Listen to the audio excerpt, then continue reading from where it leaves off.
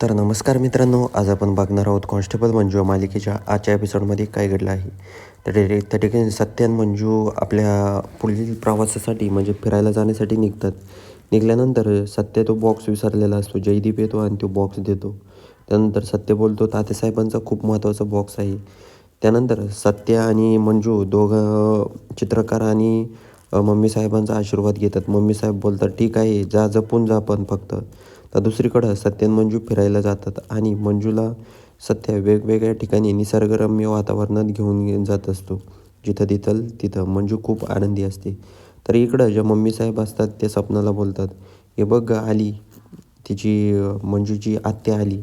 मंजूची आत्या येते आणि म्हणते, माझी भाची कुठे आहे, माझं खूप महत्त्वाचं काम आहे, मला तिला भेटायचं आहे. तर आत्या बोलते, तू बस एकदा, तुला सांगते मी तुझी भाची कुठे आहे. सांगितल्यानंतर तुला चक्कर येईन, त्यामुळे तू बसून घे. तर आत्या बोलते, मी खूप खमकी आहे, तू नको सांगू मला, सांग तू मला. त्यानंतर मम्मी साहेब बोलते की मग तुझी भाची माझ्या सत्यासोबत हनीमूनला गेली आहे फिरायला बाहेर. त्यानंतर आत्याला चक्कर येते आणि ती डोक्याला हात लावून खालीच बसते. ती म्हणते, काय बोलताय तुम्ही, आणि तुम्ही अडवलं नाही, तुम्हाला तर खूप दुश्मन होती ना तुमची ती, तुम्हाला तर राहून द्यायचं नव्हतं तिला घरात. तर त्या ठिकाणी आत्या बोलते, हो. मम्मी साहेब बोलतात, ठीक आहे, मला राहून नव्हतं द्यायचं, पण ती तुझी भाची खूप चॅप्टर आहे ना, माझ्या पोराला फसवलं तिनं गाड्यात, आणि आता हे बघ, तू फक्त आहे ना, फक्त तुझ्या भाचीच्या घुगऱ्या खायला ये. आता तिकडून आली ना, मग बघ कसं तिला, बघ तू कशा पद्धतीनं आता तू हँडल करायचं. तर आत्या बोलते, काय आहे नेमकं.